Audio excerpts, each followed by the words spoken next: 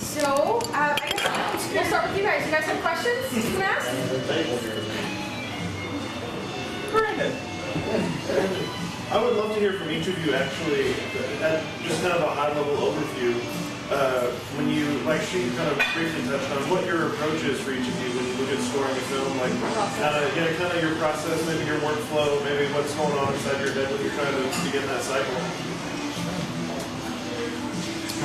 Yeah, it's over here. Guess I'll start.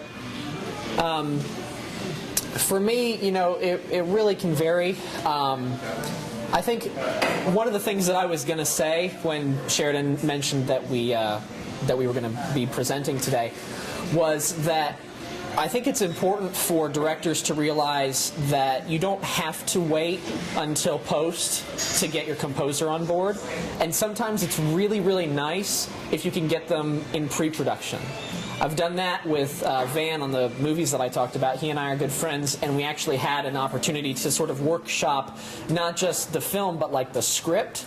Like he and I would sit down, you know, long distance because he was in Cincinnati, or I was in Cincinnati and he was in Austin, and we would do video conferences online, and he would just tell me about the movie and what was going on, what he was thinking, and we'd go back and forth, you know, and we had ideas that obviously they, you know, metamorphed into something completely different by the end of the project, but we started working on material way, way before he ever shot anything. You know, just trying to figure out what the feel of the movie was going to be. And that was really great for me because it gave me so much time where I didn't feel like, okay, here's the project, here's what it is, it's done, now give me music. You know, it was an opportunity to just sort of live with the concept of the film for a while, and I really enjoyed that. That being said, you know, you don't really know what you're going to do. Like she was saying, you don't really know what you're going to do until you're looking at locked picture. You know, until you actually know how much time you've got between point A and point B. And that really means a lot, both in terms of how long your pieces are going to be and where those dramatic shifts are going to take place. Because those are some of the things that you just can't kind of foresee. You know, even things like the actor's turn of the face, right, which doesn't necessarily come across on the script, you know, or when you're talking before you've actually seen the film, you know, all of a sudden there's this look and you realize that it's completely changed the dynamic of the moment. You can't just let your pad keep going, you know what I mean? You got to do something to honor that. And so I think what I'll do is I'll just let the movie wash over me a few times without any sound, you know, or with just the dialogue, you know, that's going on. And then I'll take a piece of paper, you know, just a blank piece of paper. I used to do this with my compositions in grad school too. You know, you take a blank sheet of paper, just sort of do timeline about what's going on. Okay, there's this scene that's like this. There's this scene, and then when you're looking at the whole kind of map, right? This is what's happening in the whole movie. Then you can start saying, okay, well, I know I need my theme for this guy here. And it needs to come back again here and here and here. And so you kind of map out, these are the important moments in the film that I have to touch in a certain way, and I can see those already. Maybe I can't see the transition that leads me from this moment to that moment, but I see where those highlights are. And if I make a roadmap for myself at the beginning, I don't get lost, you know, just starting at measure one and just trying to compose through. And I think probably the main experience that I've found, especially working with Van, because he's very kind of minimalistic in what he wants. You know, I'll come in with a bombastic kind of like full-blown piece, and he's like, wait. I need like 3 instruments and maybe 1 melody, and that's it. You know what I mean? So scaling back for me has been a really invigorating experience, because when you're trying to use less materials and say more with just a few elements and really stretch that material out, the preciousness of it makes it all that more poignant, I think. You know, and so what I have done in the past and probably will continue to do is compose version 1 that's like a piece, you know, like you could play it in a concert. And then version 2 is less, and version 3 is less, and version 4 is less, until we really scale it down to this is what needs to be said. And for me, I just like working that way. It gives me the elements that are kind of within the package, and even if I take something away from, you know, moment A over here, I might end up bringing that back for a different scene in a different moment in a later area, you know, because it's part of kind of the compositional universe that I've created, even though it may not be appropriate right there. And so with those kinds of things, I find that having communication with a director, where they can really bounce stuff off you and say, hey, I love this, but it's just too much, or this feels like it's going in a direction that I wasn't really expecting it to go, and having that kind of collaboration, I mean, that's really, for me, that's what composing is all about. I mean, I did plenty of compositions just on my own, sitting in my room trying to write something, and then I wrote with a director, and I was like, this is so much better.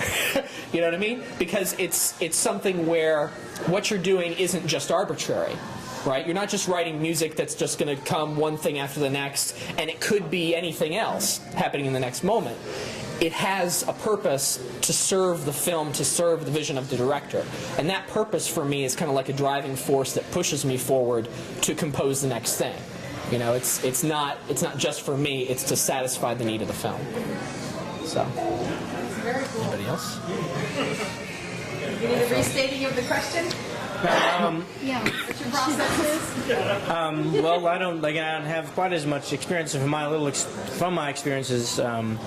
The thing that's always most important to me when talking with someone, working with somebody, is really just trying to capture or understand what the feeling or emotion is that a director or the writer or whatever is looking for. Especially since I'm a lot of times dealing with people who aren't musicians, I can't really be specific about instruments or styles thing if they don't really know. So just the feeling, the emotion that they're trying to go for, and that's kind of, and then from there I kind of build from there. And I actually tend to write the kind of reverse to what you were saying. I tend to go from minimal to more. I'm very comfortable working with very little. And one of the things I've actually worked a lot on my own is trying to say as much as possible with only one instrument. Like just a single melody. There's actually something I wrote that was just a cello solo. That's just one melody the whole time. And then just sort of adding what's the one other thing I can add, make a little more, and to sing as little as possible I can use to say the most.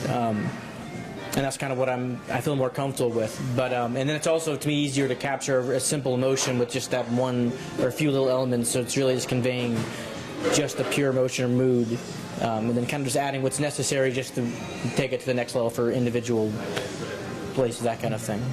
You guys still here back there? Yeah. Here? Okay. Cool. Cool. That's very interesting.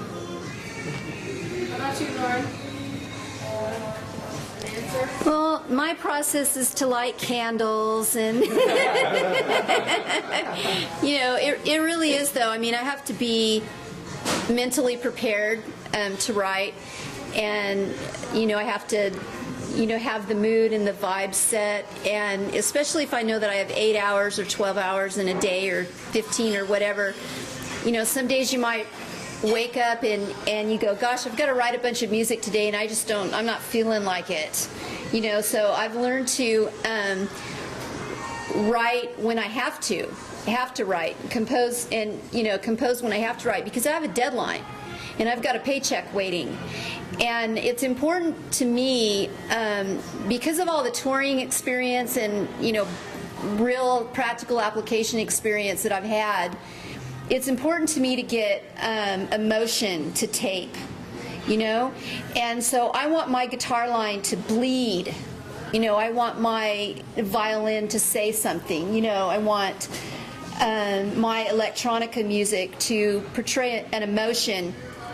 If I like writing music to David Lynch types of scenes. The scene can go on for a long time, and maybe nothing will happen. Maybe the little midget will come in and start dancing around, and nothing will happen. Okay, but the music has got to let the viewer know that something is happening, something is going to happen. It's lighthearted, it's disturbing, or whatever it is. So I like to build the tension of the music that I do to kind of, lead the viewer along into the scene, especially in particular if it's a long scene, and so my process is to really, like David said, I let it wash over me quite a bit, and I watch the film, several times, and I try to get a feel for the masculine and the feminine qualities of what's going on in the film, what's being said, maybe what's not being, I don't know, whatever. And then I go on my gut instinct. And with virtual instruments, it's really great because you can audition sounds to the scenes. You can audition clarinets, you can audition dinosaurs screaming, you can audition different, timpani drums or kettle drums or snare drums or whatever it is. And it's really great because when you audition sounds from virtual instruments, you can see what really fits with the rhythmic and the timing of, like, okay, the head turns this way, or the hand comes up this way. The body movements, the cinematography, all of it, the lighting, whether it's black and white, whether it's color, whether it's brown tone, whatever it is, it's going to have an effect on the instruments that I choose and the compositions that I write, the underscore that I write, and the sound design that I do. And so that's my process too. And then I normally score whatever hits me first, and it's just like putting together pieces of a puzzle, and then once you get the pieces of the puzzle together, then you start working on your final mix, adding in, glossing everything over. So, the engineering part of it has a lot to do, in addition with all the composition that we do. Volume and dynamics have a lot to do because you're dealing with field audio, which may be good or maybe not be good. You're dealing with volumes of whatever it is that's been given to you, and that has a lot to do with the music that I compose as well. But for me, a lot of it's about vibe and inspiration. Yeah, and also too, because I'm a folk musician, it's a lot of it is about a simple melody. The simple melody that says something. It may be 4 notes, maybe 5 notes, maybe repetitive. Like a theme? A theme. And that's where melodies come in, is with your theme of things. And they say a lot. Yeah. They say a lot.